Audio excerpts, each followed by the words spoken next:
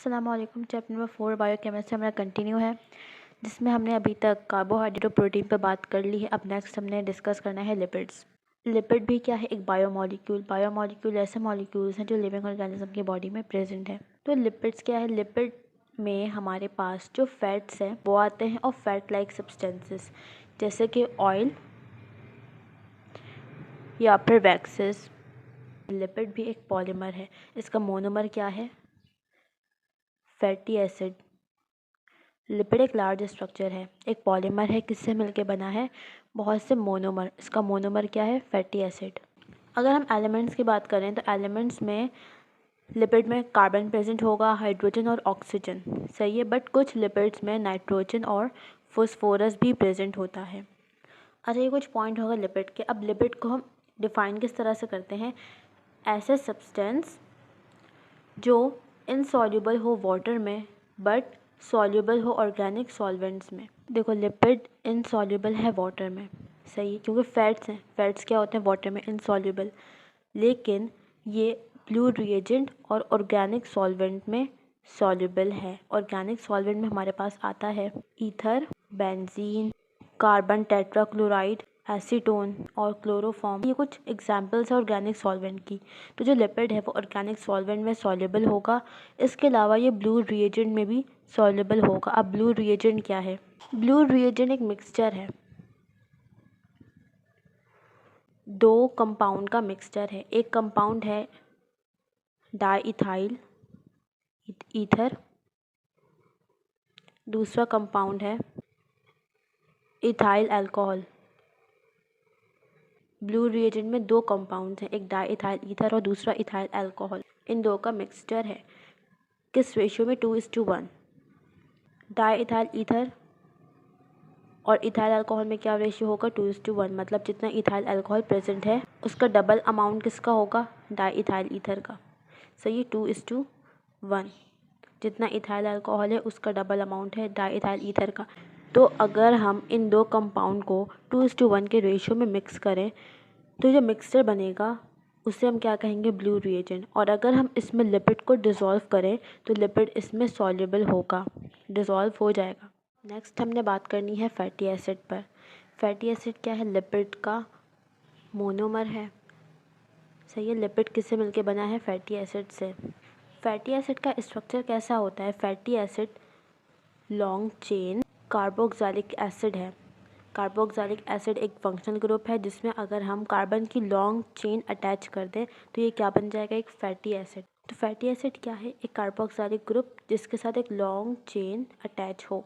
जैसे कि for example एक कार्बोक्सिलिक एसिड का ग्रुप है, यहाँ पर हमने कार्बन की चेन अटैच कर दी, 15 कार्बन, साथ में हाइड्रोजन भी होगा, सही है। 15 कार्बन की चेन, तो ये एक लॉन्ग चेन है। तो अब ये क्या है? एक फैटी एसिड। अच्छा, अब ये सैचुरेटेड भी हो सकता है और अनसैचुरेटेड भी। सैचुरेटेड मीन्स ऐसे याद रख सकते हो, सिंगल बॉन्ड। देखो, फैटी एसिड का स्ट्रक्चर है, सही है, कार्बोक्सिलिक एसिड। यहाँ पे लॉन्ग चेन अटैच है। अगर यहाँ पर सारे सिंगल बॉन्ड्स हैं तो ये जो फैटी एसिड है ये कौन सा होगा? Saturated fatty acid. अब इस सैचुरेटेड फैटी एसिड से मिलकर जो फैट बनेगा वो सैचुरेटेड फैट होगा। नेक्स्ट है unsaturated fatty acid. Unsaturated fatty acid ऐसे फैटी एसिड्स हैं जिनमें डबल बॉन्ड प्रेजेंट हो, एटलीस्ट वन।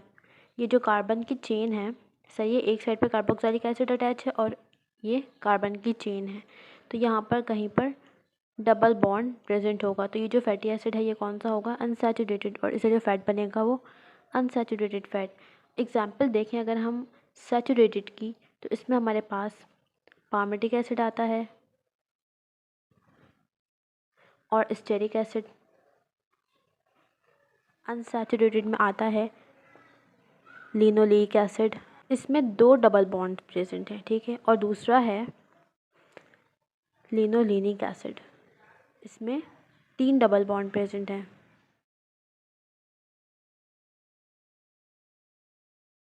नेक्स्ट हम डिस्कस कर रहे हैं डिफरेंस बिटवीन सैचुरेटेड फैट और अनसैचुरेटेड फैट।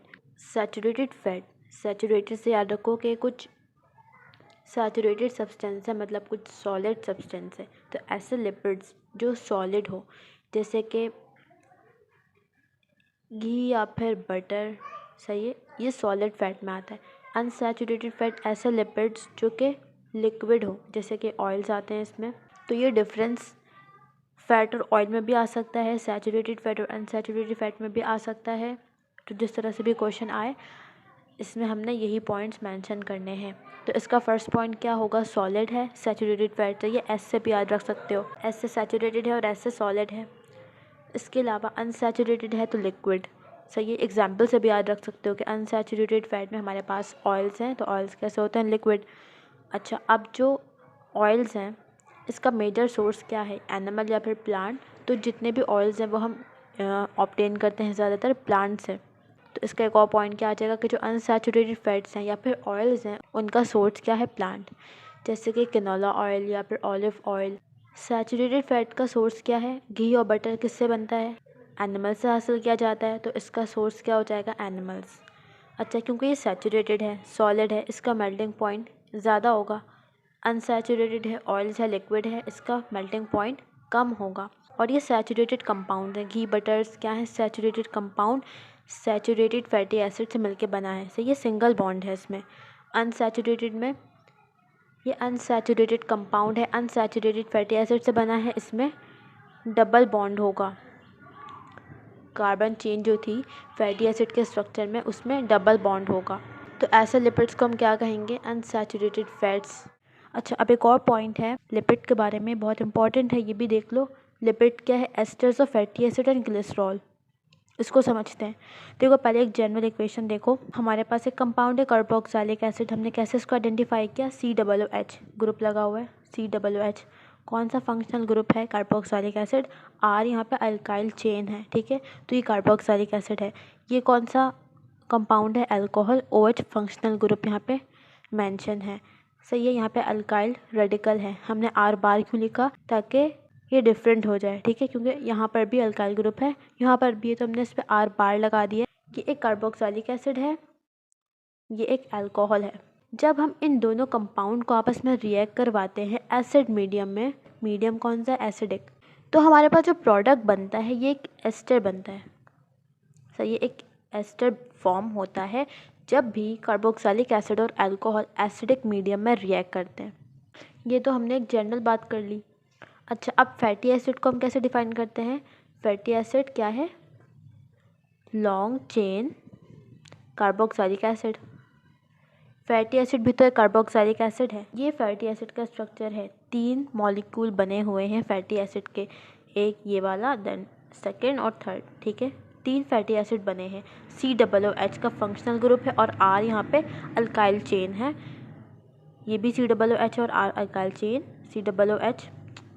COOH और ये अल्काइल चेन। अच्छा, अब यहाँ पर देखो, ये 3 कार्बन का अल्कोहल है, सही है, OH ग्रुप लगा हुआ है, 3 कार्बन का कंपाउंड है, इसे हम कहते हैं ग्लाइसरॉल। ये क्या है, फैटी एसिड्स। तो देखो, फैटी एसिड क्या है, एक कार्बोक्सिलिक एसिड, और ये ग्लाइसरॉल क्या है, एक अल्कोहल।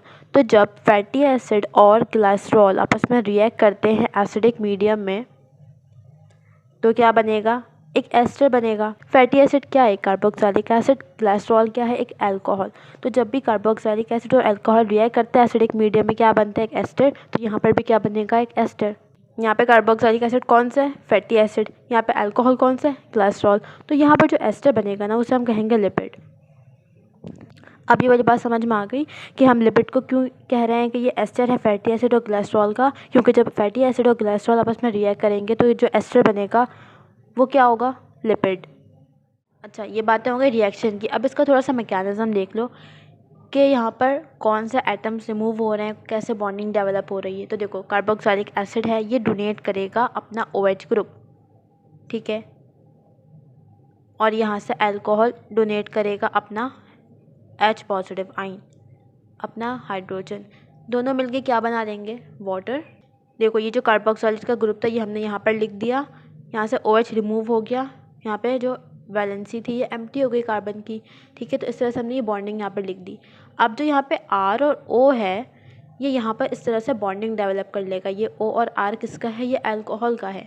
अल्कोहल ने जब हाइड्रोजन रिमूव कर दिया तो इसके पास क्या रह गया, एक अल्काइल चेन और एक ऑक्सीजन, जो कि यहाँ पर अटैच हो गया, क्योंकि यहाँ पे कार्बन की वैलेंसी यहाँ पे एम्प्टी हो गई थी। तो और यहाँ पे ऑक्सीजन की जो वैलेंसी है ये एम्प्टी हो गई थी, तो यहाँ पर ऑक्सीजन और कार्बन ने आपस में बॉन्डिंग डेवलप कर ली, तो इस तरह से एस्टर फॉर्म हुआ। यहाँ पर देखो ग्लिसरॉल है, 3 कार्बन का अल्कोहल है, ये क्या करेगा, अल्कोहल हाइड्रोजन अपना रिमूव करेगा, ठीक है। ऑक्सीजन की यहाँ पे वैलेंसी एम्प्टी हो गई, सही है। तो जो यहाँ पे रेड से स्ट्रक्चर बना है ये इस ग्लिसरॉल का है, यहाँ पे ऑक्सीजन की जो वैलेंसी है एम्प्टी हो गई। अब जो यहाँ से कार्बोक्सिलिक एसिड है, फैटी एसिड है, ये अपना OH रिमूव करेगा, मिलके दोनों क्या बना लेंगे, वाटर, सही है। 3 मॉलिक्यूल बनेंगे वाटर के, क्योंकि यहाँ पर 3 H और OH रिमूव हुए हैं। अब जो यहाँ पर कार्बन की वैलेंसी एम्प्टी हुई है और ये ऑक्सीजन, कि दोनों आपस में रिएक्ट करके बॉन्डिंग डेवलप कर लेंगे। ये देखो कार्बन, ये किसका था, कार्बोक्सिलिक एसिड का। ये जो ग्रीन स्ट्रक्चर है ये कार्बोक्सिलिक एसिड का रिमेनिंग पार्ट है, और जो रेड स्ट्रक्चर है ये इस अल्कोहल का रिमेनिंग पार्ट है। दोनों में यहाँ पर बॉन्डिंग डेवलप हो गई और क्या फॉर्म हो गया, एक एस्टर, जिसे हमने कहा लिपिड। नेक्स्ट हमने डिस्कस करना है लिपिड के कुछ सोर्सेज और यूजेस। सोर्सेज हमें पता है, हमें लिपिड 2 जगह से हासिल होता है, एक उसका एनिमल सोर्स है, एक उसका प्लांट सोर्स है। जो सैचुरेटेड फैट है वो हमें एनिमल से हासिल होता है, जैसे कि बटर, घी या फिर चीज़, ये सोर्स है लिपिड का, ठीक है। इसके अलावा मैरिन एनिमल से भी हमें सैचुरेटेड फैट मिलता है। प्लांट से हमें मिलता है अनसैचुरेटेड फैट ऑयल्स की फॉर्म में, जैसे कि सनफ्लावर ऑयल, कोकोनट ऑयल या फिर ऑलिव ऑयल। अच्छा, इसके अगर हम यूजेस की बात करें तो हमारे पास जो वाइटामिन्स हैं 2 तरह के होते हैं, एक वाटर सॉल्युबल, सही है, एक फैट सॉल्युबल। जो विटामिन बी और सी है ये वाटर सॉल्युबल है, बाकी जितने भी वाइटामिन्स हैं वो सारे फैट सॉल्युबल है, जैसे कि ए, ई, के, डी। तो अब ये फैट सॉल्युबल है, तो इसको बॉडी में ट्रांसपोर्ट होने के लिए भी कुछ फैटी सब्सटेंस चाहिए, क्योंकि जो वाटर सॉल्युबल सब्सटेंसेस है वो तो इजीली ब्लड में डिज़ोल्व होके, ब्लड के प्लाज्मा में डिज़ोल्व होके ट्रांसपोर्ट हो जाएंगे, बट जो फैट सॉल्युबल है वो इजीली ट्रांसपोर्ट नहीं हो सकता। तो लिपिड का एक फंक्शन क्या है कि ये इन वाइटामिन्स की, फैट सॉल्युबल वाइटामिन्स की ट्रांसपोर्ट में भी हेल्प करता है। अच्छा, कुछ फैट्स ऐसे हैं जो कोलेस्टेरॉल को डिक्रीज़ करते हैं, जैसे कि नाम सुना होगा गुड फैट या फिर बैड फैट, सही है। तो कुछ फैट्स कोलेस्टेरॉल को डिक्रीज़ भी करते हैं, ऑलिव ऑयल वगैरह। लिपिड को हम कुकिंग पर्पस के लिए भी यूज़ करते हैं। इसके अलावा कुछ इंडस्ट्रीज़ में भी लिपिड यूज़ हो रहा है, जैसे कि पेंट्स बनाने में, पॉलिशेस, सोप बनाने में या फिर कॉस्मेटिक्स में, और बेकरी में भी इसका यूज़ है, सही है। इसको फ्रैंक पर्पस के लिए यूज़ किया जाता है, कुकिंग में इसका यूज़ है।